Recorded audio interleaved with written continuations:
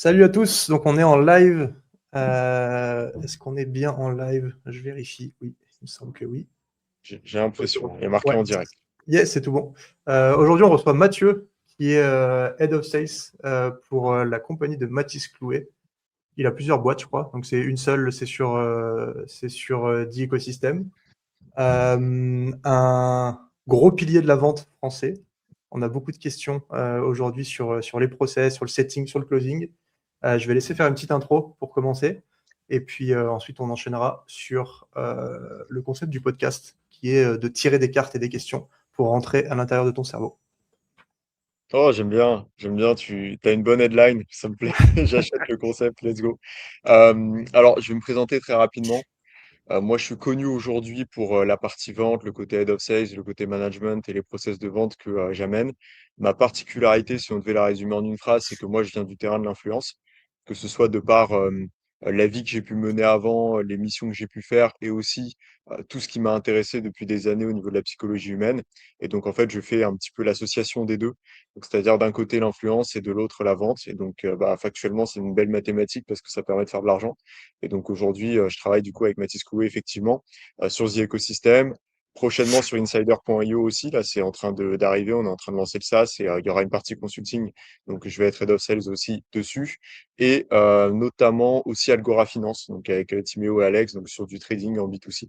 Donc voilà, et je fais aussi du conseil sur d'autres boîtes.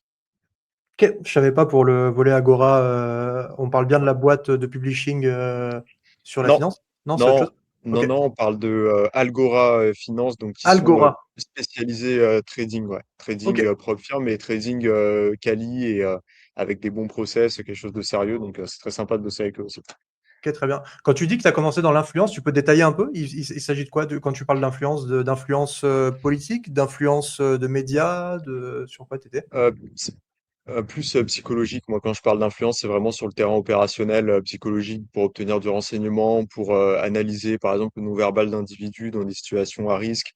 Vraiment, moi c'était plus par rapport à ça, parce que j'ai travaillé dans ces milieux-là, et en fait, c'est aussi moi peut-être la seule compétence vraiment que j'ai de manière plutôt innée. C'est-à-dire que toi, j'ai dû vraiment travailler dur, mais ça, c'est vrai que c'est un truc où instinctivement, j'ai toujours une très bonne intuition et j'ai très bien senti les gens, donc ça a toujours fait partie de moi, et après, je l'ai utilisé comme un levier dans ce que j'ai pu faire.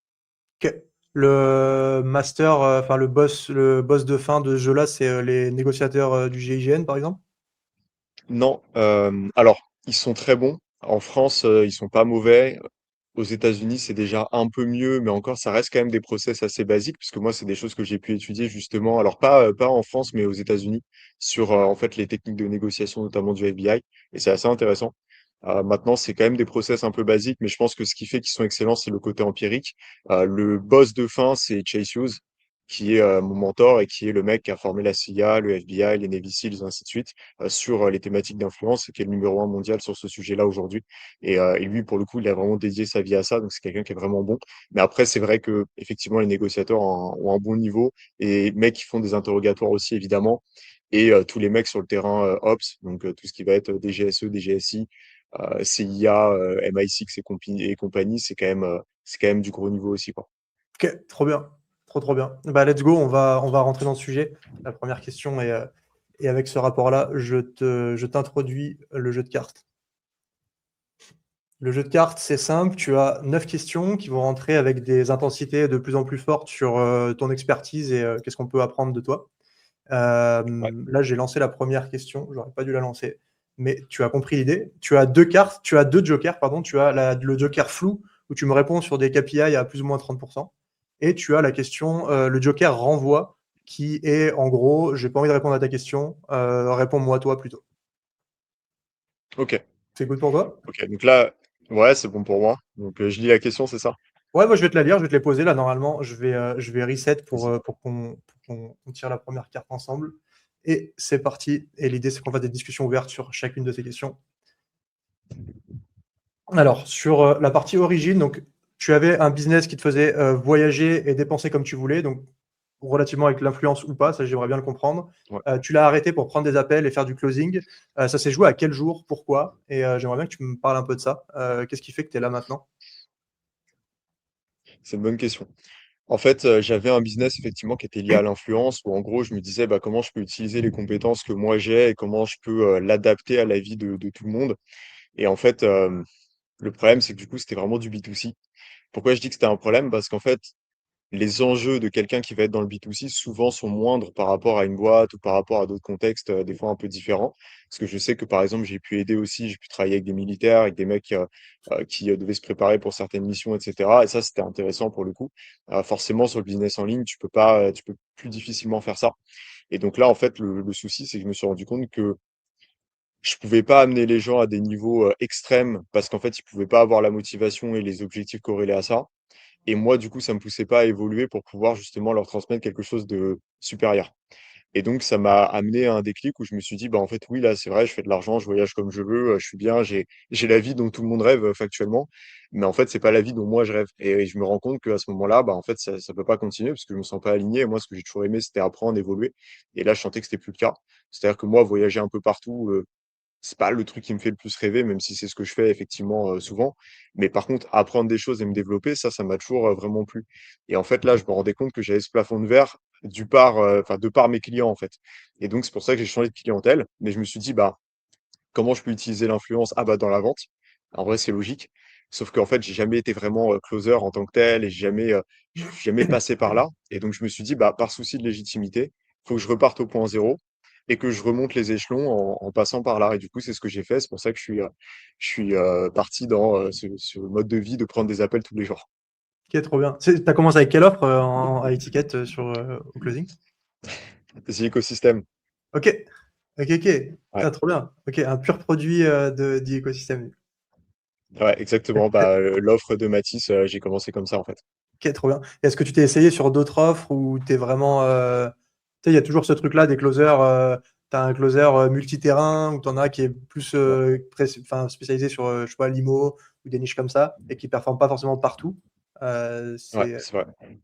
C'est une bonne question. Alors, j'ai jamais eu besoin de le faire pour la simple et bonne raison qu'en fait, avec The Ecosystem, vu qu'en fait, on a une stratégie d'acquisition qui est quand même assez broad sur de l'evergreen et de l'organique, forcément parce qu'on aime bien remplir les calendriers, et ben en fait, du coup, je me retrouvais avec des gens hyper différents. C'est-à-dire, je pouvais avoir un mec qui est patron de boîte depuis 15 ans dans une PME, comme je pouvais avoir un petit jeune qui démarrait, c'était son premier business. Et donc, en fait, finalement, les typologies de profils et les thématiques en fait, changeaient à chaque fois.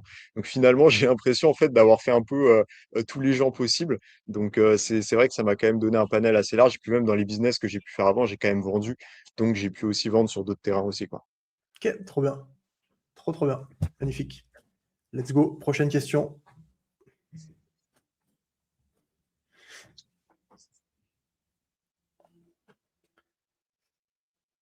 Alors, tu dis dans ton contenu que les meilleurs closers sont des gens qui ont du vécu, enfin qui ont vécu des choses et Mm. donc qui ont du vécu.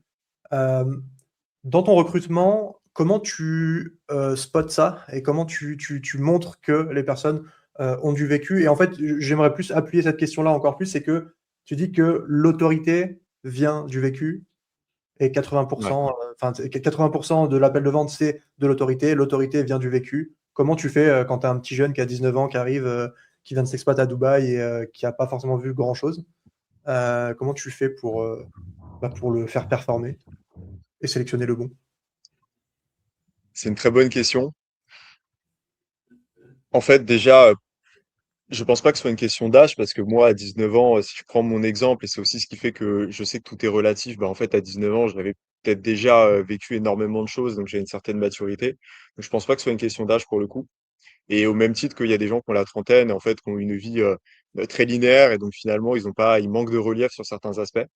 Donc, en fait, pour répondre déjà dans un premier temps, pourquoi je pense que ça crée de l'autorité, le fait d'avoir du vécu, parce que déjà, ça crée une certaine confiance de par le fait que tu as expérimenté des situations plus ou moins extrêmes et challengeantes qui t'ont poussé à te remettre en question, t'endurcir, à te renforcer, à gagner en humilité aussi par rapport à la vie, par rapport à ce qui peut se passer.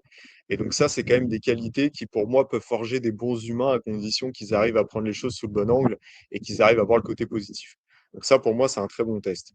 Comment est-ce que ça, ça crée de l'autorité? Ben, en fait, je pense que ça se ressent parce que ça crée des gens qui vont avoir. Il y a ce terme en anglais que je trouve génial et qui est compliqué à traduire en français, qui est composure. tu vois, le fait vraiment d'être composé, d'être équilibré finalement. Et ça, c'est quelque chose qui se ressent de manière intrinsèque, je pense, chez les individus. Ça crée une certaine sérénité interne qui, pour moi, est vecteur de confiance. Et donc ça, c'est important. Maintenant, comment est-ce qu'on voit ça chez quelqu'un sur un formulaire? Déjà, c'est compliqué. Tu peux pas demander sur un formulaire, c'est quoi le truc le plus dur que tu as vécu. Par contre, moi, ce que je fais en général quand je dois faire du recrutement ou juste que je dois sonder quelqu'un, c'est qu'en fait, mon objectif, ça va être de lui faire oublier le plus vite possible le but de l'échange. Parce que si jamais il pense que c'est un échange et qu'il a dans sa tête le script de ah, c'est un échange de recrutement, donc je dois être parfait, je ne vais pas parler à la personne, je vais parler au masque qu'elle a choisi de me donner. Alors que si jamais je crée en fait de la déviance très rapidement en parlant de sujets qui sont inhabituels par rapport au contexte de l'appel et de l'échange, et que j'arrive sur des sujets qui sont différents, qui vont faire sortir la personne en fait de son script et de ce qu'elle avait prévu en arrivant, je vais m'adresser à elle pour de vrai. Et là, je vais pouvoir voir des choses qui sont intéressantes. Et là, je vais pouvoir poser des questions qui vont me permettre de pouvoir voir s'il y a des cohérences ou des incohérences. S'il y a certains patterns qui se répètent, je vais pouvoir voir, par exemple, sur quel mot elle va donner plus de détails. Qu'est-ce que la personne défend sans que j'ai demandé à ce que ce soit défendu, sans que ce soit nécessaire, parce que ça symbolise beaucoup de choses. Pourquoi à ce moment-là, elle va donner beaucoup de détails, d'un coup, il y en a plus du tout et après, il y en a à nouveau. Pourquoi j'ai un creux, en fait? Qu'est-ce qui se passe? Hmm. Pourquoi est-ce qu'à ce moment-là, la personne a voulu retenir de l'information? Je vais regarder le non-verbal, je vais poser des questions assez ouvertes, un maximum, et des fois très précises, au contraire, si j'ai besoin de creuser certains sujets. Et c'est ça, en fait, qui va me permettre de comprendre le relief qu'a la personne. Et en définitive, ce que je recherche, c'est pas tant finalement le vécu absolu, parce qu'il n'y a pas d'unité de mesure pour ça, mais c'est plus l'équilibre de la personne, la manière dont elle voit la vie, en fait, son système de valeurs. Parce Hmm. que j'en parlais justement dans un réel récemment, et je pense que tu fais référence à ça, et j'expliquais que les soft skills, tout ce qui est compétences techniques de vente, etc., ça, tout le monde peut l'apprendre. Je veux dire, en quelques jours, si tu bosses bien, tu peux l'apprendre. Par contre, le code moral, le système de croyances, de valeurs, la façon dont tu t'es construit en tant qu'individu, ça, c'est quelque chose qui est difficilement modifiable et c'est quand même quelque chose qui a une réelle pesanteur dans un appel et plus globalement dans la gestion d'une équipe. Parce que quelqu'un qui a un système de valeurs, par exemple, qui va être déréglé, c'est quelqu'un qui peut être très problématique en interne, quelqu'un qui a trop d'ego, quelqu'un qui ment, quelqu'un qui cache des choses, quelqu'un qui est trop calculateur. Bon, faut toujours l'être un petit peu, mais trop. Et ça, c'est des choses qui sont problématiques, effectivement. Donc, j'espère t'avoir donné une réponse assez Ouais, complète par 100%. rapport à ça. Ah, je vais rebondir là-dessus sur une question que je traite pas après, qui est importante pour moi, c'est comment tu vois le transfert d'énergie sur un appel de vente? S'il y a une vente, c'est qu'il y a un transfert. Est-ce que le transfert d'énergie passe par le fait d'être... est-ce qu'un closer est empathique? Forcément. Est-ce qu'il prend sur lui l'énergie du call et ça se transfère par une transaction financière derrière? Comment tu vois ton truc par rapport Enfin, comment tu vois ça? Moi, sur les closers que j'ai, que je vois au quotidien, tu as le mec qui est complètement fermé, il n'y a rien qui peut l'influencer, il n'y a rien qui peut rentrer. Et au contraire, l'autre qui emmagasine énormément de choses et ça fait des profils qui sont très rouges, très, très souvent sur la réaction et pas dans l'anticipation. Euh, c'est quoi le meilleur profil pour toi ou est-ce qu'il y a un panel de profils différents? Le meilleur profil, c'est l'entre-deux. C'est d'avoir à la fois cette capacité à absorber les émotions et les énergies, du moins à les comprendre, et si possible à connecter avec la personne quand ça devient pertinent et nécessaire. Et d'un autre côté, c'est aussi de garder son équilibre, de garder sa frame dans les moments très challengeants où effectivement on va avoir une personne en face qui va avoir de la réactance, qui va pas aller dans notre sens, qui va être très dur à gérer sur un appel. Et en fait, je pense que le juste milieu est la réponse parfaite. C'est-à-dire à la fois connecter quand c'est nécessaire et développer de l'empathie si ça permet d'être plus impliqué dans la vente, mais en même temps être capable d'être littéralement un psychopathe quand ça le nécessite aussi. Et quand je dis un psychopathe, c'est pas non plus dans le sens où, voilà, c'est pas dans l'extrême, mais c'est en fait d'être capable en fait de vraiment verrouiller le côté émotionnel et de rester sur le process parce que il y a des moments où ça le nécessite et il y a des moments où en fait les émotions, faut pouvoir les canaliser. Et c'est là où justement je parle d'équilibre. Hmm. Ok, super intéressant. Je sais qu'à un moment, tu démontes un peu ce truc de colorimétrie des Ouais, personnalités. Cela dit, comme tu le dis aussi au moment dans cette vidéo-là, ça permet quand même de catégoriser, de voir un peu les personnes. bien sûr. Euh, Tu te considères comme un rouge, un bleu, un entre-deux? T'es quoi? Je suis, si on reprend ce code-là, je suis à moitié rouge, à moitié bleu. Ok. C'est-à-dire que j'ai un côté très fonceur, très sharp et en même temps très analytique aussi. C'est-à-dire que je vais alors, on agit tous sous la pulsion émotionnelle, hein, nous tous, mais c'est vrai que moi, j'ai besoin quand même de data, j'ai besoin de choses Hmm. claires et juste de l'émotion, ça me suffit pas. Donc, je suis un mélange des 2, on va dire. Mais c'est vrai que, oui, je critique un petit peu ça, mais pour moi, ça reste une bonne base. C'est juste qu'en fait, forcément, on va pas sur la lune avec ça et qu'en fait, à un moment C'est sûr. donné, il faut aussi des choses, plus précises et plus poussées si on veut vraiment, développer de l'excellence, quoi. Bah, le gars avec qui je suis en partenaire en ce moment sur le business, lui, il le voit plutôt comme la longévité d'une team. Pas forcément pour les closers, pour un peu tout. Ouais, Un profil rouge va venir faire son cash et va se casser assez rapidement. S'il a aucune, tu sais, s'il est vraiment que rouge, que en mode réaction, ça peut être problématique sur du long terme, mais ça peut être très bien sur du court terme. Et j'avais vu un truc récemment, je trouvais ça assez drôle. C'était un mec qui cherchait des closers et qui mettait un truc. C'était dans un groupe où on est vraiment sans filtre. Et le gars, il met recherche closer, low IQ, high testostérone. Tu vois. Parce que c'est ouais, le profil qu'il veut. Tu vois. Genre, il veut pas, il veut rien d'autre. ouais, Tu vois. C'est ce qu'il veut sur une offre très ouais. agressive. Tu vois. Bon, ça c'est une chose, mais en fait, ce qu'il faut surtout regarder, c'est en fait les valeurs profondes des individus, et en fait, on en rencontre 6. Mm. Et ça, pour moi, c'est même plus puissant que le profil disque. C'est en fait, qu'est-ce que va chercher dans sa vie un individu? Est-ce que c'est l'évolution? Moi, par exemple, je suis comme ça. Moi, je vais chercher l'évolution. Donc, si je suis sur un poste qui va me permettre d'évoluer, typiquement, je peux rester pendant des années. C'est ce qui se passe avec Mathis, typiquement, parce que j'aurais pu lancer mes propres trucs à 100% depuis longtemps. J'ai mes propres trucs, mais je veux continuer avec Mathis parce que ça me permet d'avoir une évolution exceptionnelle et ça, j'aime bien. Donc, il y a L'évolution, l'évolution. l'évolution de statut ou de compétences. Les 2 en fait. Ok. Il y a le côté statut, mais c'est surtout les compétences. Le fait de se sentir grandir, de se sentir évoluer en tant qu'humain, d'un point de vue skills, d'un point de vue, maturité, qu'importe. Enfin, c'est vraiment cette croissance humaine. C'est les gens qui vont au séminaire de Tony Robbins, par exemple, si je te donne Mm. un archétype, tu vois? Donc, Je ce comprends. serait ça. Après ou, les gens qui se forment et qui investissent, massivement sur eux, ce qui peut être mon cas aussi. Après, on va avoir l'information. Donc ça, c'est des profils un peu plus spécifiques, un peu plus rares, qui ont ce côté un peu autistique de, en fait, ce qu'ils veulent souvent, c'est les meilleurs data, c'est les meilleurs process, c'est avoir accès à des infos que les autres n'ont pas, etc. Tu es peut-être dans cette catégorie-là d'ailleurs. Euh, Tu m'as lu? Tu donc, m'as lu? bien sûr, c'est mon travail. Donc, tu vois, il y a effectivement ces profils-là et qui sont aussi géniaux parce que si justement on leur donne cette matière-là et cette data, bah, en fait, c'est des gens qui vont s'épanouir à 200%.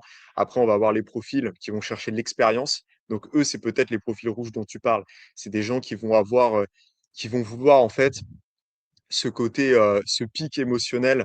En fait, je découvre quelque chose de nouveau, c'est cool, c'est les mecs qui vont faire des activités extrêmes, ils vont voyager tout le temps, etc. J'en ai dans mon entourage, c'est des gens fabuleux et géniaux, mais c'est vrai qu'ils sont compliqués à canaliser, c'est compliqué de les garder dans un endroit.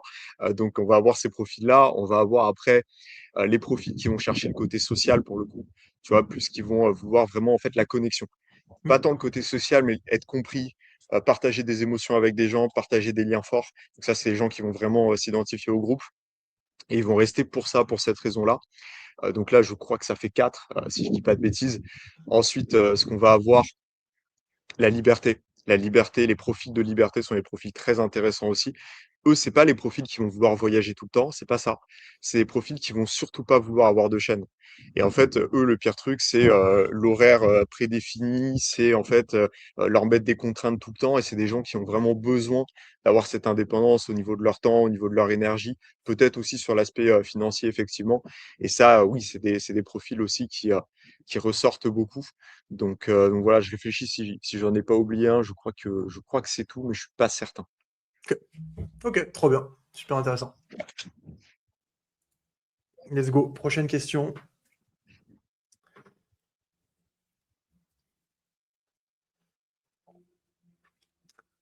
Tu démontes aussi les roleplays.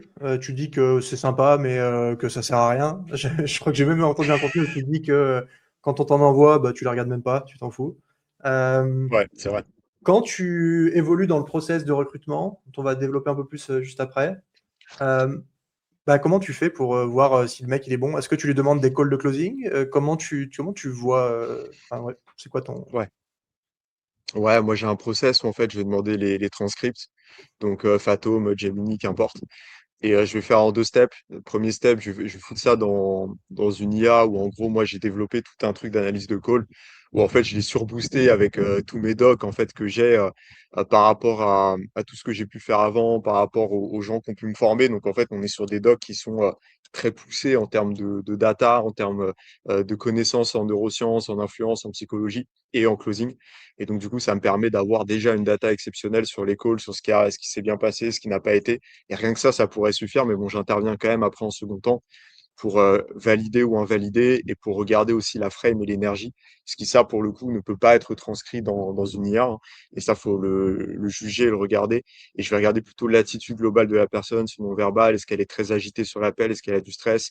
Est-ce qu'au contraire, elle est très posée? Est-ce qu'elle gère bien les objections sur le plan émotionnel au niveau de sa sérénité, de tout ça? Donc ouais, je vais le faire un peu en deux temps. Et effectivement, le roleplay, en fait, bah, il y a toute la métrique. C'est le dojo au ralenti, c'est-à-dire qu'en fait, c'est pas le vrai combat en conditions réelles. On est sur quelque chose de très artificiel ou juste en fait, c'est comme réciter une poésie à l'école, quoi, tu vois. Donc oui, c'est intéressant, c'est un bon skills, mais pour moi, c'est pas de la vente. Il n'y a Mhm. pas besoin de forcément, il n'y a pas le stress, il n'y a pas tout ça. Puis souvent, la personne, soit elle est trop complaisante, soit au contraire, elle va sortir des objections qui n'auraient jamais dû avoir lieu à ce moment-là parce que c'est illogique. Et donc, en fait, on a rarement des roleplays réalistes, en fait. Donc, c'est pour ça que je me base pas trop là-dessus. Ça peut être intéressant pour voir un petit peu les réflexes linguistiques de la personne et comment elle se comporte, en fait, dans un framework et comment elle applique un framework. Mais ça s'arrête là, en fait. Mhm. Je comprends. Je comprends. Ok, donc si vous voulez rentrer dans l'équipe, ne envoyez pas de roleplay, ça ne fonctionnera pas. Vous pouvez, mais c'est vrai que ça va être très limité et je préfère un vrai call, quoi. Ah oui, bien sûr. Ok, trop cool. Ça marche. Mais cette question, j'ai pas forcément d'autres choses à rebondir là-dessus. On va parler un peu plus du process de recrutement un peu plus après. Pour ceux qui sont en live, n'hésitez pas, si vous avez des questions à envoyer dans le chat. J'ai vu Yvan qui a mis un petit commentaire. N'hésitez pas, si vous avez des questions, on les prendra au fur et à mesure si elles sont pertinentes.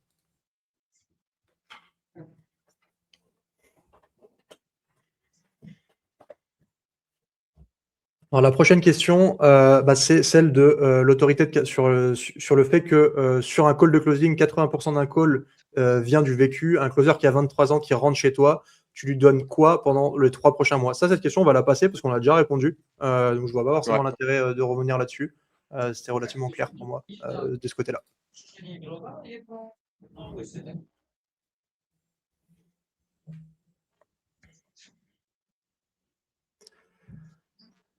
Alors, tu dis que closer quelqu'un qui a déjà la carte bancaire en main, c'est facile. Chez toi, sur 10 leads, combien arrivent dans cet état dans 10 écosystèmes? Et cette question, c'est une question d'introduction avec comment tu communiques avec le marketing. Parce que dans un monde idéal, une équipe de closing reçoit des leads avec la carte bancaire. Moi, je dis entre les dents, pas dans la main, mais entre les dents, Ouais, aussi, ouais. qui sont prêts à closer là-dessus. Ça, c'est le travail du marketing. Comment tu évalues ouais, ça. Comment tu évalues la dureté du lead et comment tu te synchronises avec le marketing pour qu'il soit pile dans la bonne difficulté pour que tes closers fassent leur travail et que le travail ne soit pas trop facile. Et s'il est trop facile, comment tu gères ça? Alors déjà, je précise un truc qui est hyper important parce que nous, on a été dans des écosystèmes un petit peu différents. Moi, je suis dans de l'evergreen, toi, tu viens plutôt du monde du challenge, du webinaire, etc. Donc en fait, on n'est pas sur exactement les mêmes niveaux de qualification de la personne parce que c'est clair que, et c'est ça qui est hyper bien sur un webi, sur un challenge, ou des fois même sur certains VSL funnel, en fait, on a une personne qui est très chaude en fait dans son Sous niveau de émotion. conscience. Exactement, émotion, niveau de conscience aussi, parce qu'elle a été nurturée à fond pendant des heures et des heures, et surtout c'est récent. Hmm. C'est récent parce que l'Evergreen, en fait, tu ne contrôles pas tout ce que la personne a pu regarder avant l'appel. Donc dans un monde idéal, oui, elle a regardé pas mal de stories, pas mal de réels, pas mal de formats longs, mais ça c'est le monde idéal. Donc c'est clair que il y a plein de choses à regarder. Plein de choses à regarder pour évaluer la dureté d'un lead déjà. Ça va être en fait le niveau d'ouverture de la personne. Alors moi, c'est vrai que sur les calls de closing, je fais en sorte de vraiment créer de l'ouverture très rapidement. Donc je vais créer en fait de la déviance hein, assez rapidement et je vais vite faire sortir la personne du call de closing justement et je vais la mettre dans un script qui est beaucoup plus humain. Donc déjà, je vais créer quand même de l'ouverture assez vite, mais le niveau de friction que je vais avoir, en fait, ça me donne son niveau de qualification. C'est-à-dire que quelqu'un qui regarde du contenu, par exemple, de Matisse depuis ça peut être un an comme ça peut être une semaine, mais avec un volume assez élevé. C'est quelqu'un qui va arriver déjà avec une certaine ouverture, la personne, tu sens qu'elle est contente de venir sur l'appel, parce que forcément, elle sait que ça va bien se passer, que ça va être cool, qu'elle va apprendre des choses, qu'il va y avoir un bel échange et que, voilà, donc il y a déjà ce truc-là. Tu sens qu'il y a une énergie qui est différente. Donc ça, c'est vraiment le truc que je perçois. Maintenant, d'un point de vue linguistique, ce que tu peux observer déjà sur un lead qui est vraiment qualifié, c'est la linguistique que la personne va utiliser. Si par exemple elle utilise des champs lexicaux propres à The Ecosystem et au branding de Matisse, bah là tu sais que bon, ok, on a quelqu'un qui est quand même qualifié. Si le mec il te parle de value asset, il te parle d'écosystème, il te parle de scaling, de choses comme ça, bah là forcément de funnel hybride, etc. Bon là tu sais que ok, c'est quelqu'un qui a été bien nurturé, tu le sens bien. Par contre, si tu as quelqu'un qui arrive en mode, bon, bah, en fait, je sais pas trop ce que vous faites, je suis curieux et tout, l'appel va se passer différemment. Hmm. Forcément, ça veut pas dire que ça va pas closer, mais il y aura quand même plus de friction, il va y avoir plus de confiance à créer. Il y aura peut-être une étape, en fait, dans la vente où je vais aller chercher, je vais éduquer la personne en fait sur les process, sur tout ça, parce que sans ça, il y aura pas de vente et sans ça, il y aura beaucoup de friction au moment du pitch parce qu'il y aura plein de questions très logistiques, très inutiles finalement. Donc ça, c'est un petit peu le seul problème. Et je parlais justement avec un de mes meilleurs amis qui s'appelle Hubert Smolen, qui est le head of paid de Alec Henry. Et en fait, on est ensemble là à Varsovie en ce moment. Et lui, justement, il m'expliquait, bah, en fait, par exemple, sur les challenges d'Alec, c'est hyper bien fait. C'est-à-dire que tu as des appels au départ, tu as en fait dès le début des appels qui sont pas du tout des appels de closing, qui sont plutôt du consulting pour pouvoir rediriger la personne sur la suite de l'événement. C'est hyper bien fait. Donc, du coup, forcément, bah, quand la personne, à la fin, elle arrive sur le call, en fait, toutes les questions logistiques sont déjà répondues. C'est hyper clair pour elle. Elle voit déjà comment ça peut l'aider. Elle sait qu'elle a besoin d'aide. Donc, forcément, pour une équipe de vente, après, derrière, c'est cadeau. C'est cadeau. Et en fait, je dis pas attention que ça enlève du mérite au closer. Surtout pas. Parce qu'il faut quand même être bon, il faut quand même des skills, il faut quand même créer de la confiance. Et moi, j'ai déjà vu des gens sur des équipes de vente arriver hyper qualifiés, hyper chauds et être déçus par l'attitude du closer. Donc, faut faire quand même attention. C'est pas parce que c'est la dernière ligne droite et qu'il n'y a plus qu'à vraiment closer pour le coup que c'est gagné d'avance. Donc, ça, quand même, ils ont quand même du mérite et je sais que c'est des mecs qui bossent dur. Donc, voilà, je leur dois ça. Enfin, je leur remets les honneurs par rapport à ça, il faut rendre à César. Mais au-delà de ça, pour moi, le vrai taf du closer aussi, c'est en fait d'être capable, même si le mec n'a pas la carte entre les dents et qu'en fait elle est dans le fin fond du tiroir dans l'autre pièce, Dans le en fait frigo? il va être capable justement, ouais, dans le frigo, il va être capable de lui faire ouvrir le frigo justement. Et ça, c'est hyper important. Et moi, je me rappelle d'une anecdote d'un de mes mentors qui s'appelle Eli Sanchez. Alors malheureusement, vous ne pourrez pas le trouver sur les réseaux parce que c'est quelqu'un qui est vraiment dans l'ombre pour le coup, mais qui gère des sales teams, notamment ses boîtes, et qui fait plus de 8 chiffres par mois. Donc c'est quand même très très solide. Et en fait, il a accompagné les équipes de Jim Launch, les équipes de Salesforce, les équipes de Jeremy Miner, de plein de mecs comme ça, et de Cole Gordon notamment, il l'a formé aussi. Et en fait, lui, justement, il disait un truc qui était hyper intéressant. Il disait que à l'époque, quand il closait sur des équipes, en fait, les mecs étaient frustrés. Ils lui disaient, mais en fait, c'est terrible. Tu as tout le temps les leads les plus qualifiés, tu as de la chance et tout, ça se fait pas, machin. En fait, lui, il expliquait un truc, mais il disait, mais les gars, j'ai exactement les mêmes leads que vous, c'est juste que je les rends qualifiés durant l'appel. Hmm. Et c'est ça aussi le rôle du closer, tu vois. Hmm. Je comprends. Je comprends. En termes bah, justement d'attribution de lead, je vais poser des questions assez techniques. Si tu peux pas répondre, n'hésite pas, il n'y a pas de souci. Euh, T'inquiète. Vous êtes une équipe de combien chez The Ecosystem de On est closer? trois sur la partie sales Evergreen, on est trois. Ok, Maintenant, ça va évoluer là justement dans les prochaines semaines parce que là, on lance des funnels, etc. Donc, on va être, bah, tu vas pouvoir faire x10, quoi. ok, trop bien. Trop, trop bien. Et en termes de volume de call, 3 closers, vous avez quoi? Vous avez 6 dispo par jour, 5 jours travaillés semaine? À peu près. Ok, Euh, plutôt 6. ok.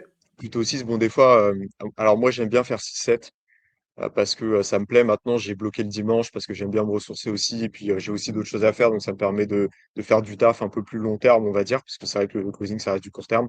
Maintenant, ouais, en termes de dispo, on va ouvrir à peu près à 6-7 calls par jour, Ok. tu vois, en moyenne. C'est plus ou moins full. Ça va dépendre après des semaines, des périodes. Là, on est sur le mois d'août, donc c'est beaucoup plus calme, forcément. Mais après, sur des périodes, par exemple, là, septembre, je sais qu'on va tous faire 6-7 calls sans problème, quoi. Ok, ouais, 6-7 calls, et après, tu as 2 heures pour faire tes follow-up, j'imagine, dans la journée? Ouais, c'est ça à peu près. Effectivement, ouais, le matin ou tu vois, en fin de journée, en général, on va se caler le matin, en fin de journée, et puis on arrive à faire des relances à ces moments-là, ouais. Ok. Et toi, donc, tu es head of sales là-bas, mais tu prends aussi des calls, c'est ça, hein. C'est comme ça que tu te définis. 100%. Tu es tu es le pilier de la vente qui a le pied encore dans le bac à sable. Ouais, 100%, c'est hyper important parce qu'il faut jamais oublier comment faire le château de sable, tu vois. Ouais. Et en fait, ce qui est important aussi, c'est déjà, alors il y a un souci logistique, c'est-à-dire que forcément, avec Mathis, il n'y a pas de pertinence à ce que je sois là dans ma tour d'ivoire en mode head of sales à manager tout le monde pour qu'au final, il y en ait que deux ou trois qui bossent. Enfin, il y a pas trop de sens là-dedans. Donc, c'est important aussi que je prenne l'école, mais même, c'est un souhait que j'ai parce que c'est ce qui me permet de faire évoluer mes méthodes, c'est ce qui me permet de rester dans le flow, de pouvoir être légitime aussi et de me sentir légitime, c'est important. Et donc, oui, je pense que c'est, pour moi, les meilleurs généraux mènent la charge, tu vois.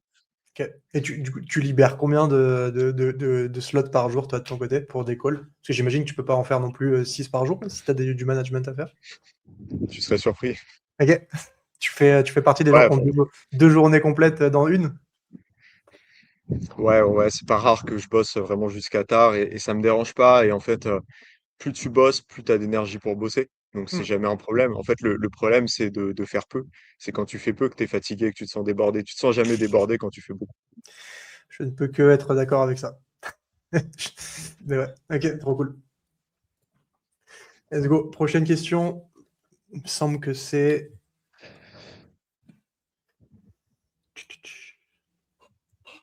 Yes. À propos des scripts. Euh, donc, tu compares à des robots, des closers de la jeune cohorte Bizop Closing comme des robots qui récitent des scripts. Dans ton équipe, comment tu gères ça? Je sais que moi, quand je suis arrivé là, je te donne mon expérience personnelle là-dessus. Je suis arrivé sur un business là récemment où le premier travail a été de faire ce que j'appelle le fil rouge, où on a un document de one page, où on a qu'est-ce qu'on dit en organique, qu'est-ce qu'on dit dans la ads, qu'est-ce qu'on dit sur la landing page, qu'est-ce qu'on dit sur la VSL. Et à chaque fois, à chaque étape, j'aime bien avoir un 2-3 lignes où j'ai le mindset du lead. Tu vois. Donc dans la ads, il est en mode OK, il est curieux. Après, il arrive sur la LP, OK, je suis vraiment au bon endroit. Après, dans la VSL, il prend un peu de value, mais j'en veux plus, je veux de la personnalisation. Il prend son appel, etc. Il avance comme ça. Donc ça, et ça pour s'aligner, bah, il y a un script. Comment tu vois ça? Est-ce que tes closers ont un script ou est-ce qu'ils ont des guidelines, des fils rouges? C'est quoi ton regard par rapport à ça? C'est toujours très relatif en fonction du niveau de compétence de l'individu. C'est-à-dire qu'un mec est déjà un high player, je vais pas lui infliger un script mot à mot parce que je pense que ça le bloquerait plus qu'autre chose. Maintenant, effectivement, il faut une guideline, il faut un fil rouge, il faut un framework. Et en fait, moi, c'est quelque chose où, en gros, pour moi, le plus important, c'est de valider les grandes étapes de la vente. C'est-à-dire vraiment valider un bon cadrage, valider une vraie recherche de problématique où tu as vraiment un problème dangereux à la fin, valider une vraie recherche d'objectif où la personne se projette tellement qu'elle a l'impression que c'est en train d'arriver à l'instant T où elle le décrit, valider un vrai coup d'inaction qui coûte extrêmement cher et qui est vraiment dangereux dans le futur, valider un pitch qui va être vraiment personnalisé, qui va bien mettre en valeur les piliers, surtout le parcours de la personne, et valider aussi un bon closing forcément avec une bonne façon de clôturer l'appel. Donc pour moi, ça c'est hyper important. Et après, en fait, en fonction des équipes, en fonction de l'avatar, en fonction des objections qui reviennent souvent et du closer. Je vais en fait adapter peut-être certaines étapes. Peut-être que là, par exemple, je vais rajouter, je vais lui dire, tiens, fais un storytelling sur tel sujet pour lui donner cette idée dans la tête qui va faire qu'en fait, il y a moins de chances qu'il y ait telle objection après. Ou alors, au contraire, pose cette question avant parce que, bah, par exemple, on se rend compte qu'il y a beaucoup de problèmes avec des multidécisionnaires. Bon, bah, du coup, tu vas poser cette question-là avant de pitcher. Comme ça, au moins, tu t'en assures, quitte même à le faire dès le cadrage. Enfin, en fait, c'est là où faut le fil rouge, faut qu'il soit extrêmement fixe et rigide. C'est le plus important. Il faut que le framework, là, avec les grandes étapes dont j'ai parlé, il faut que ce soit extrêmement rigide. Et ça, j'en parlais il y a quelques jours avec Lucas Curo. J'étais en appel avec lui. Je pense que tu dois voir qui c'est, Le fondateur de CGM? CGM. Ouais, c'est OK. Ouais. C'est ça, et qui est quelqu'un que j'aime beaucoup et qui m'a été d'une grande aide à pas mal de moments de ma vie et qui est quelqu'un pour qui j'ai énormément de respect, qui est excellent dans ce qu'il fait. Et en fait, justement, on parlait des scripts, on parlait de tout ça, et lui, ce qu'il me disait, c'est que pour lui, le process, c'est tu as un script qui est très rigide, et en fait, tu modifies une chose après l'autre sans jamais toucher au reste. Parce que sinon, tu sais pas exactement ce qui marche pas. Donc, c'est pour ça que c'est important d'avoir une certaine rigidité, mais en même temps d'être capable d'être flexible sur un appel, parce que forcément, tu vas pas vouloir enchaîner tes questions si tu vois que c'est pas pertinent par rapport à ce que la personne a dit. Hmm, 100%. OK. Trop cool. Là, dans ta réponse, tu as utilisé deux fois le mot dangereux, coup d'inaction, etc. Tu closes sur la peur ou sur l'espoir chez The Ecosystem? Qu'est-ce qui fait bouger les gens? C'est pas l'espoir, c'est la peur. En France? C'est tout. C'est bien sûr, Hmm. bien sûr. Euh, Qu'est-ce qui fait que les gens, par exemple, vont décider de faire une opération très lourde sur leur santé? C'est parce qu'ils ont peur des conséquences de s'ils ne la font pas. C'est pas parce qu'ils ont l'espoir que ça s'arrange. Hmm. En général, l'espoir que ça s'arrange, c'est ce qui fait que, ils procrastinent et qu'ils attendent. Et c'est le moment où ils décident de le faire. En fait, il survient à ce moment-là parce que bah, ils ont vu l'IRM qui leur a donné le déclic où ils se sont dit, ah bah là, en fait, faut que ça change. Et en fait, c'est le cerveau humain qui est comme ça. C'est pas une question de niche, c'est pas une question de framework, c'est pas une question d'avatar. Tout le monde fonctionne comme ça. Et c'est normal. Et bon, certains profitent plus que d'autres. Mais globalement, ce qui fait qu'une personne va bouger et qu'elle va pas repousser la décision et qu'elle va pas sortir des on se rappelle dans 6 mois ou je reviens vers toi, etc., c'est qu'elle se rend compte que chaque jour de plus à attendre va lui coûter cher. Hmm. Ok, super intéressant. Et est-ce que tu as déjà été amené à closer sur d'autres populations que les Français de France? Je pense notamment au Québec. Est-ce que vous avez des clients au Québec, des leads qui viennent du Québec sur The Ecosystem? Est-ce que tu closes en anglais? Alors j'ai déjà closé en anglais, mais c'est quand même très rare. C'est vraiment parce que c'est le hasard qui l'a voulu, mais j'ai jamais été sur des teams anglophones. Alors j'ai travaillé des fois avec des teams anglophones pour partager des process, pour me former avec eux, etc. Ça bien sûr et régulièrement. Donc je pense que je pourrais le faire, même si j'ai pas une expérience empirique assez large de ça. Maintenant, après, oui, des Québécois, ça arrive qu'on en ait effectivement. C'est pas la même mentalité du tout. Je préfère 1000 fois avoir un Québécois qu'un Français en appel, 100%. C'est des gens qui ont cette mentalité américaine, donc forcément, ils vont beaucoup plus passer à l'action. Ils sont beaucoup plus francs aussi, je trouve, dans les appels. Il y a ce côté-là où ils sont plus habitués à ça. Donc, en fait, il y a moins de filtres, donc c'est plus intéressant. Pareil, bah, après, des Suisses aussi, ça va être très différent. Les Hmm. Suisses, ils vont poser énormément de questions logistiques. Des fois, il y a besoin de faire des R2, R3 pour changer telle ligne dans le contrat, etc. Et ça, on le voit souvent. Qu'est-ce que je peux dire d'autre? Après, pareil, des Africains, par exemple, ça va être différent. Après, ça va dépendre aussi du pays, mais les Africains aussi vont pas avoir la même approche, la même façon de voir les choses. Des Maghrébins, pareil, c'est encore différent. Des Belges aussi, ça peut être un peu différent, même si ça ressemble quand même aux Français. Enfin, à chaque fois, on va avoir des typologies qui vont varier et c'est assez intéressant. Ok. Bah, je serais partant qu'on échange un peu sur la mentalité québécoise, parce que j'ai une audience québécoise et française. Et bah, moi, Ouais, mon offre actuellement est sur le marché québécois. Je te donne le gros sujet du moment, c'est recruter des bons closers. Moi, j'ai des bassins de closers en France qui peuvent être mis sur des offres québécoises, mais il y a toujours la friction de, en fait, un Québécois, il veut pas parler à un Français. Il y a des Français qui performent bien au Québec sur des offres québécoises, mais c'est toujours un peu, tu sais, ok, le mec arrive, imaginons qu'il vient d'une région, il vient pas de Montréal, il vient pas d'une grande ville, qu'il a un fort accent, il vient ce qu'on appelle la région au Québec. S'il arrive sur un call avec un Français, déjà, il part avec -4, tu vois. Donc le Français, il doit remonter dessus. Et ensuite, c'est pas les mêmes mots, c'est pas les mêmes psychologies, il faut vraiment une grosse adaptation. On a des closers français qui performent sur l'offre, mais je serais chaud d'avoir ton regard là-dessus. Qu'est-ce qui ferait qu'un Français ouais. closerait bien sur des Québécois par rapport à ton analyse que tu as déjà eue avec. Faut qu'il ait un bon storytelling parce qu'en fait, c'est une question de confiance et il y a un peu cette barrière qu'on a parce qu'on est quand même, on est similaire sans l'être et donc du coup, forcément, ça crée un clivage naturel et non pas une curiosité mutuelle. Euh, Moi, ce que je fais, et c'est vrai en plus pour le coup, c'est que je parle de ma famille au Québec. En fait, vu Ok. que j'ai de la famille au Québec, je parle de ça. Donc, je raconte deux, trois anecdotes, etc. Et en fait, je fais ça dans l'icebreaker, on va dire. Et du coup, ça fait qu'en fait, ça casse directement le truc.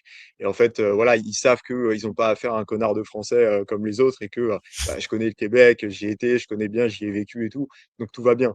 Donc, moi, c'est ce que je fais. Pour quelqu'un qui n'a pas de famille au Québec, je dirais d'avoir quand même un petit storytelling.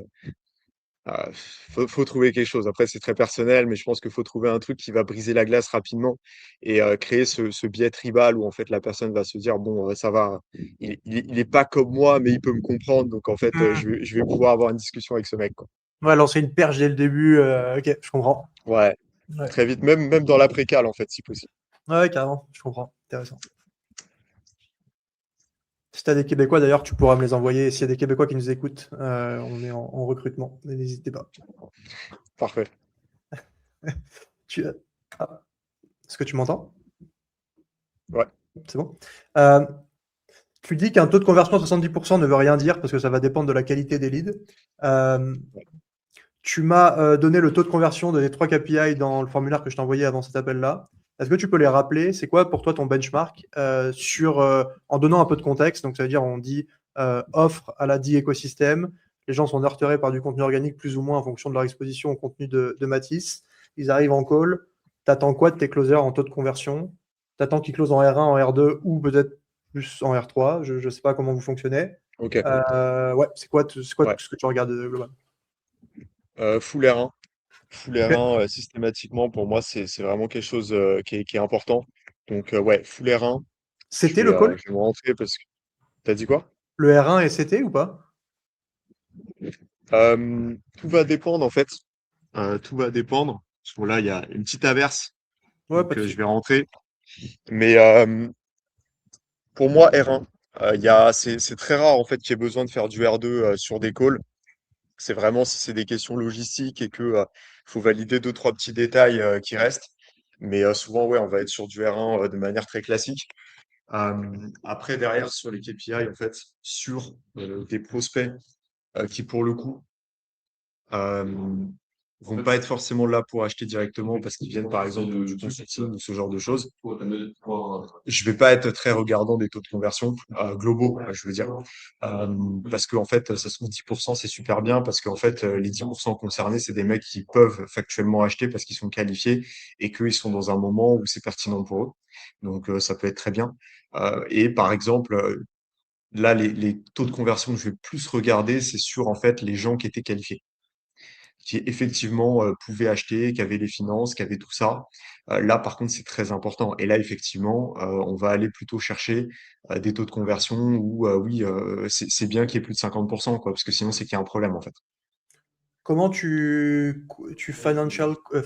l'ai en anglais, comment tu qualifies financièrement ton lead? Est-ce que c'est via un questionnaire? Est-ce que c'est via une analyse de call? Est-ce que c'est via ton setter qui qualifie financièrement dans un premier temps? Comment tu fais le suivi de ça? C'est une bonne question. Il y a le setter, effectivement, qui déjà va faire en sorte quand même d'envoyer des gens qui sont concernés par l'offre, même si c'est peut-être pas le bon moment pour eux, s'ils sont peut-être complètement débutants, mais au moins ils vont pouvoir avoir de la valeur, parce que nous, sur The Ecosystem, on fait beaucoup de consulting offert, en fait, hein. Quand on Hmm. dit ça, c'est pas un truc marketing. Alors oui, forcément, ça facilite la prise de rendez-vous, mais de manière effective, c'est aussi ce qui fait que les gens viennent, et c'est le cas. Il y a énormément de gens qui en aident gratuitement, et donc le setter, on lui demande pas une précale trop dure. Nous, maintenant, on va aussi revérifier après derrière sur de la préqualification avant l'appel pour vérifier au moins qu'on puisse déjà aider la personne, ne serait-ce que gratuitement.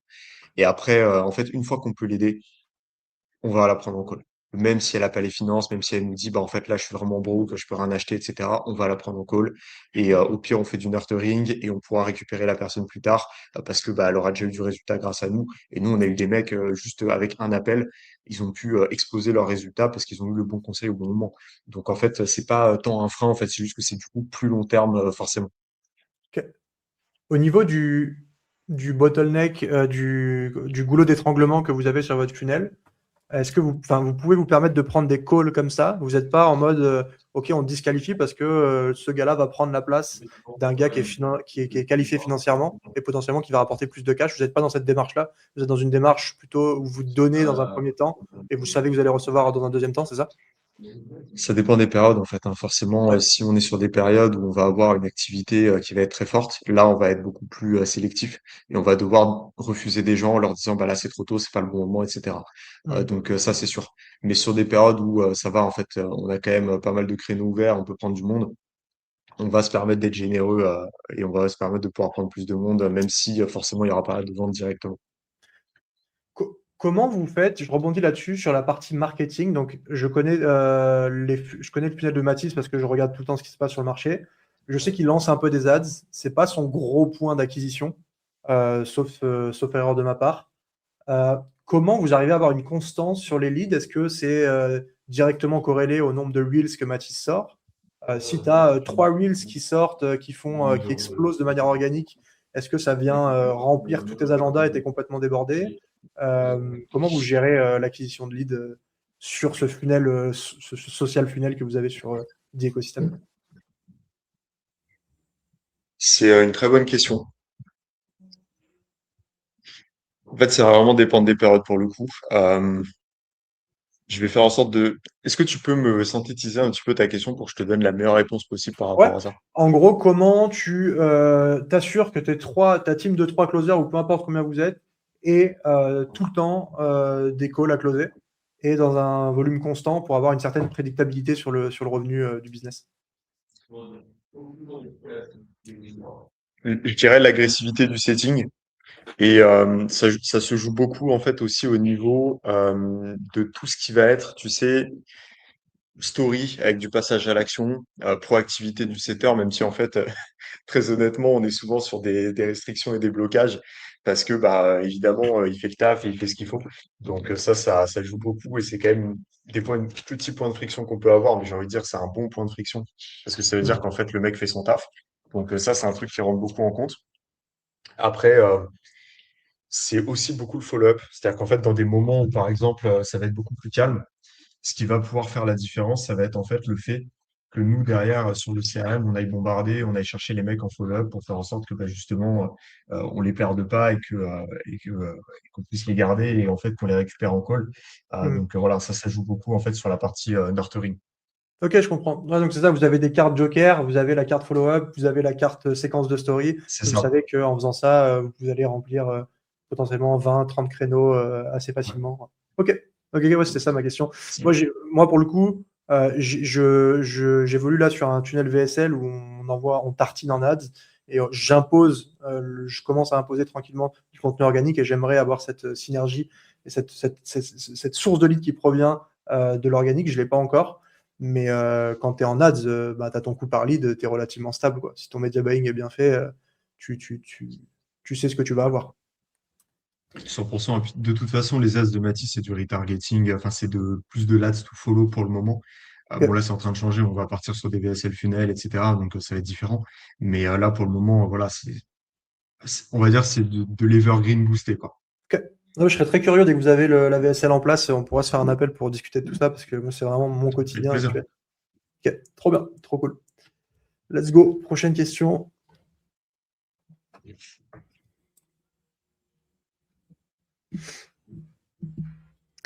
Ça, c'est important. Donc là, on va pas dire 10 closers parce que bon, là, tu as une équipe de 3. Sur le Z écosystème, ou peut-être que tu as d'autres closers que tu places sur d'autres business. C'est quoi ton churn sur les closers qui sont autour de toi? Nous, c'est un gros problème et je suis chaud d'avoir ton regard là-dessus. Qu'est-ce qui fait qu'un closer reste? Et ouais, comment tu fais pour que tes closers restent avec toi?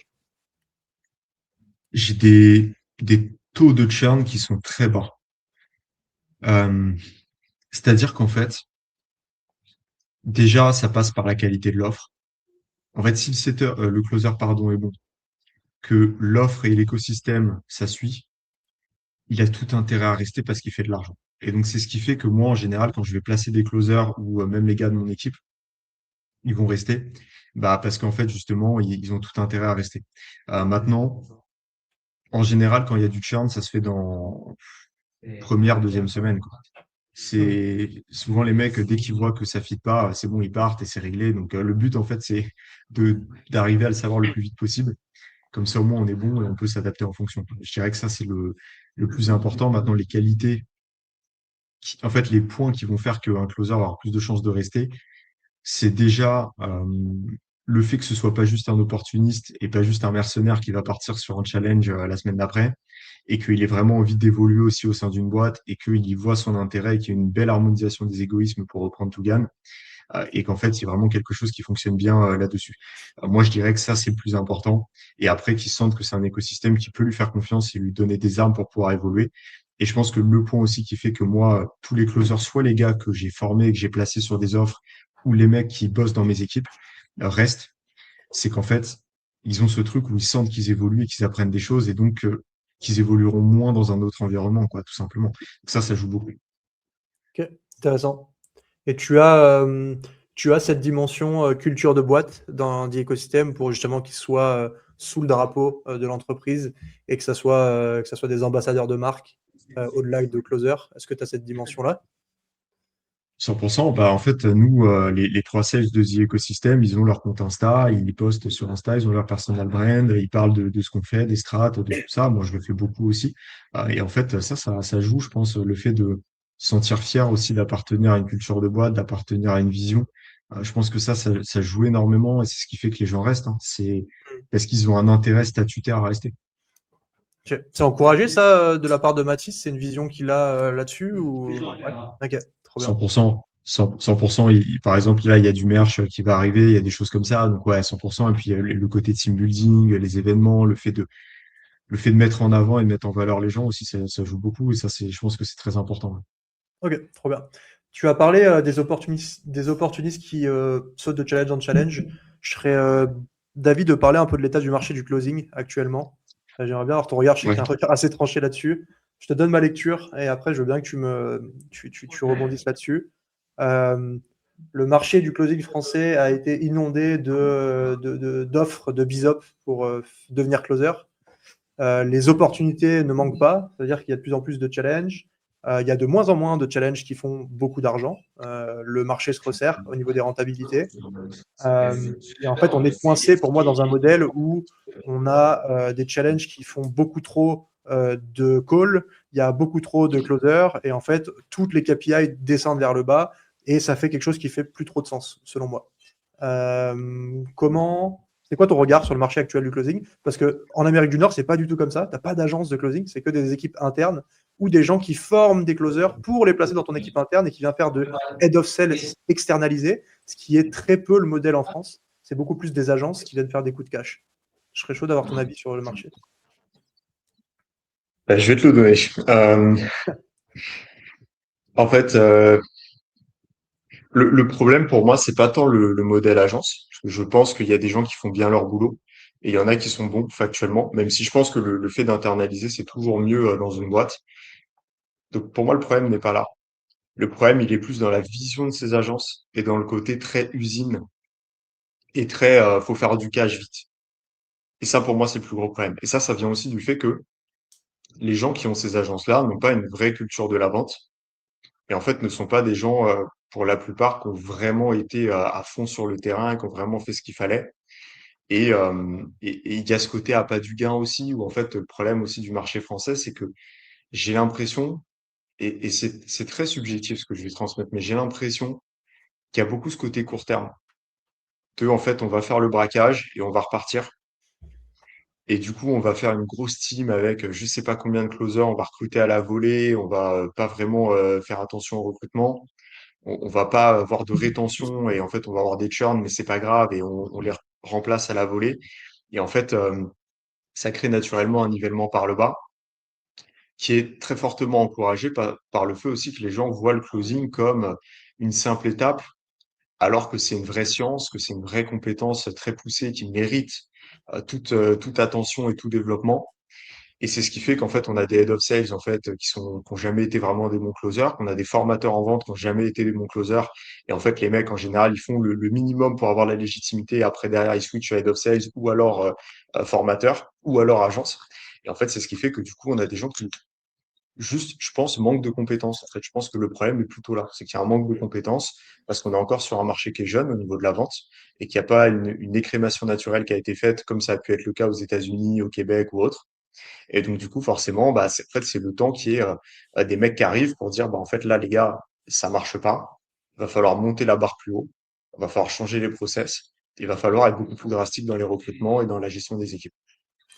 Et tu parles de braquage. J'aimerais revenir là-dessus parce que en ayant vu les choses de l'intérieur, notamment sur le lancement d'Yomi ou des choses comme ça, les braquages ont été faits par le passé. Actuellement, les agences de closing ne font plus de braquage. Enfin, c'est presque peu rentable, genre. Tu sais, une agence, elle va te négocier entre, je mets des grands guillemets sur les chiffres que je vais annoncer, mais entre 14 et 17%. Elle donne 10% au closer, 3% au setter. Elle va gratter un 2%. Sur un challenge où tu closes, je sais pas, 1 million, tu prends 20 000 en tant qu'agence avec tout le management derrière. c'est pas tant des braquages que ça. Ça l'était avant. Est-ce que ça l'est toujours? Je suis pas certain. Quand je dis braquage, je parle pas tant sur le plan financier. Je Ok. parle plus dans la philosophie de, en fait, on vient sur la mission, on s'en Ouais. fout de bosser un peu en mode long terme avec eux, on fait le challenge, on repart pas. Ouais, parce que pour moi, la rémunération ne permet pas de faire les choses bien, en fait. C'est que c'est des miettes. Et donc, c'est l'usine Parce qui que ça tourne. joue aussi, ouais. Ouais, ok. C'est ça. Et c'est quoi ton regard sur de plus en plus les centres d'excellence marocains, sans accent maghrébin, qui rentrent sur des challenges et qui ont des prix qui défient toute concurrence? Et bah, tu sais quoi, j'ai pas de recul là-dessus. Ok. J'ai pas de recul là-dessus, j'ai pas d'informations sur ça. Donc, je pourrais pas te répondre. Ok. Parce que cette réflexion-là, elle vient du fait que quand tu as une rentabilité sur un challenge ou sur un écosystème avec des vendeurs qui se resserrent, c'est ce que je ressens moi en France actuellement, où tu as les premiers challenges qui sortent avec du beau marketing et qui sont finalement pas rentables parce que l'offre ne matche pas, parce que les gens sont plus réticents, et en fait, bah, les gros coups où tu arrives avec du gros marketing de fou, bah, ça marche plus comme avant. Et là, dans ce marché-là, avoir un closer qui prend 10%, c'est énorme du chiffre d'affaires. Et en fait, tu as des gens qui viennent disrupter ça avec des personnes qui sont payées au fixe à 200, 300 dollars par vente et qui sont à des années-lumière d'un 10% du chiffre d'affaires et qui viennent disrupter le marché comme ça. Donc, je pense que dans les 6 prochains mois, il va y avoir une régulation C'est qui va. bien, Ouais, c'est on verra bien. comment ça se passe. Non, c'est bien. Ça va pousser, en fait, ça va pousser l'excellence. C'est qu'à un Ouais, moment donné, tu pourras plus être moyen et du coup, ça va créer une épuration naturelle du marché. Et donc, du coup, il y aura plus de place aussi pour les gens qui font du vrai boulot, quoi. ouais, carrément. Carrément. Let's go. On va aller avec la dernière question. Allez.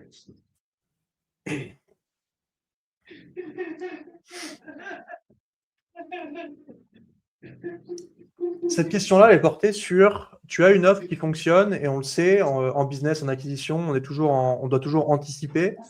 Comment tu gères l'évolution de ton closing par rapport à l'évolution de l'offre? Est-ce que tu es en mode réaction ou tu es en mode anticipation?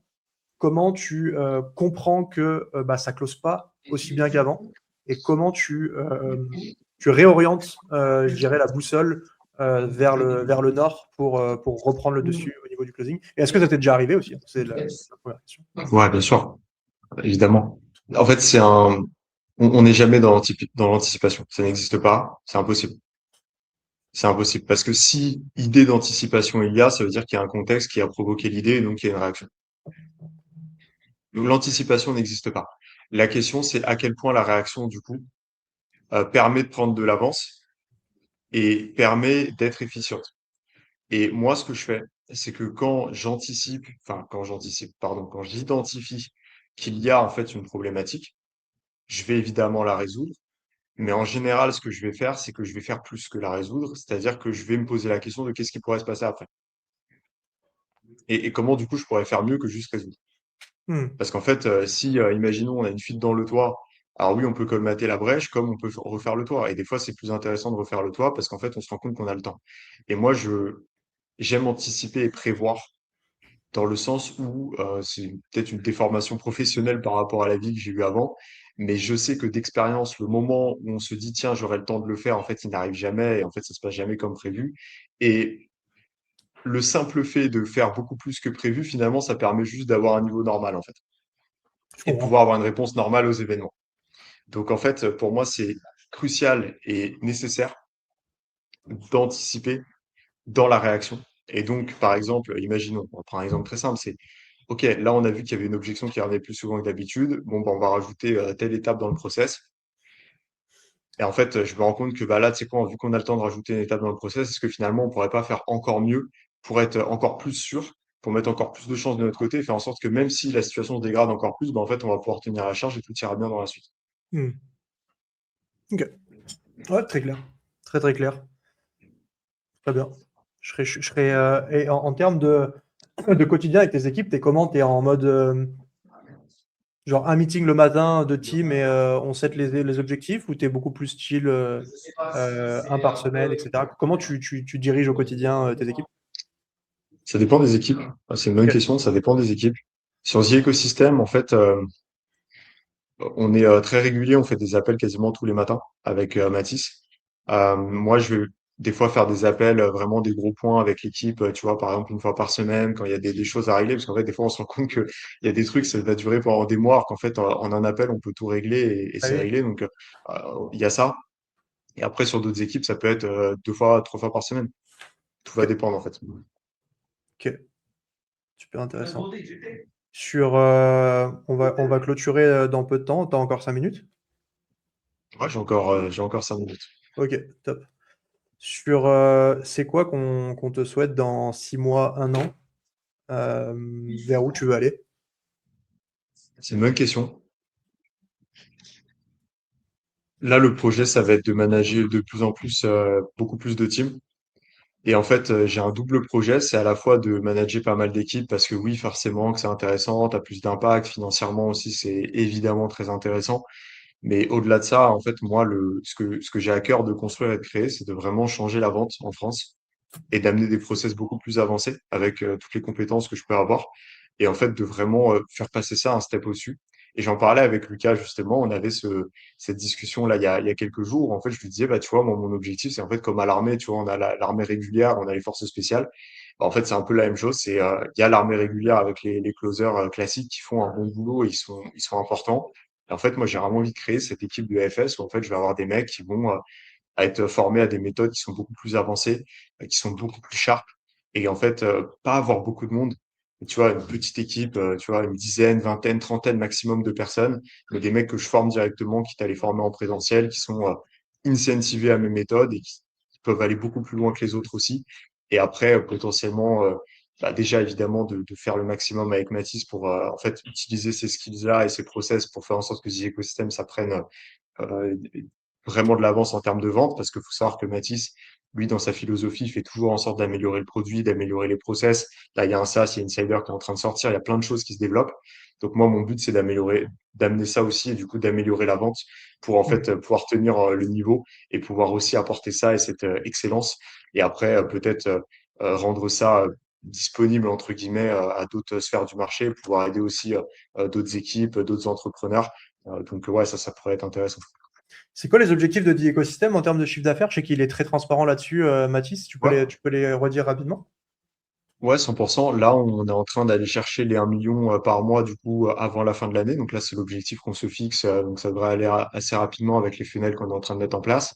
Hmm. Si possible, 2 millions avec tout cumulé, parce qu'on a Archimède Capital aussi à côté. Il y a Insider aussi qui est en train de justement de développer sur la partie consulting. Donc amener ça et ouais, donc ce serait l'objectif entre 1 et 2 millions du coup avant la fin de l'année. Ok. Ah bon, pour avoir des bonnes discussions, parce que nous, on est du coup sans organique et on fait cette target-là en ads Ouais, uniquement. Donc, tu as des coûts qui vont avec aussi en publicité, hein, mais c'est ok, bah, super 100%. intéressant. J'aimerais qu'on finisse là-dessus sur le process de recrutement. Je vais Ouais. te prendre ton cerveau là-dessus. Je te propose que soit je te pitch comment je fais actuellement, soit tu commences, mais je serais chaud qu'on échange là-dessus ouvertement pour voir comment Ouais. faire pour avoir les meilleures personnes. Bah, je faut que tu me dises un petit peu comment tu fais, si je vois des choses peut-être à Ouais. rajouter, à améliorer, avec plaisir pour te le partager. Bah, actuellement, donc ça fait 2 mois, en bon marketeur, funnel VSL, hein, ads, VSL, formulaire. Formulaire, on écrème, donc on met à peu près, en termes de stats, on met entre 4 000 et 5 000 dollars par mois en ads dessus. On va aller chercher 300 formulaires remplis. Ces 300-là, on va en jeter 33%. Donc, on va avoir 200 candidatures intéressantes. On va les reach out tous. Sur ces reach out, il y en a peut-être 100 qui répondent. Sur ces 100, on les convoque à un roleplay collectif. On en a à peu près 50 qui se pointent. De ce roleplay-là, on en a 30. C'est à peu près des estimations que je te donne là-dessus, mais ça ressemble à ça. On en a 30 qui se démarquent. Sur ces 30-là, on fait des rendez-vous individuels. Il y en a 10 qui se présentent et on fait à peu près 5 closers. Donc, à peu près 1000 dollars par closer en termes de coût par acquisition, de coût par embauche. Je ne sais même pas si ça existe cette KPI là, mais coût par embauche closer, 1000 dollars. Et par contre, gros churn. Gros churn au bout de 2-3 mois. Ok. Voilà. Tu as identifié les signaux faibles qui font qu'il y a du churn? Juste avant. Ouais, l'esprit d'entreprise, je dirais le corps qui fait que tu rejoins une famille et que tu te mets, l'offre qui, donc moi je suis arrivé il y a 2 mois, mais l'offre qui est floue, l'offre qui manque de clarté, et ça embrouille les closers. Donc soit tu es très bon, tu mets les mains dans le cambouis et tu viens chercher ta clarté, et en fait tu as ta façon de closer, soit tu te dis putain c'est trop le bordel, je comprends rien, et en fait tu pars et tu vas sur une autre offre. Donc ouais, clarté et esprit de boîte. Ça joue beaucoup, ouais. Je pense que tu vois juste là-dessus et ça revient un petit peu à ce qu'on se disait avant. C'est que pour moi, ouais, effectivement, c'est les points qui font qu'il y a du churn. C'est qu'en fait, si la personne, elle se sent pas appartenir au groupe, pourquoi elle donnerait sa loyauté au groupe, en fait? Ça fait pas de sens. Donc, ouais, ça, c'est un point très important à prendre en compte pour le coup. Ouais. Ok, intéressant. C'est good, hein. Je crois qu'on a fait le tour, hein. Merci, C'était un plaisir, en tout cas. merci pour la discussion, c'est cool.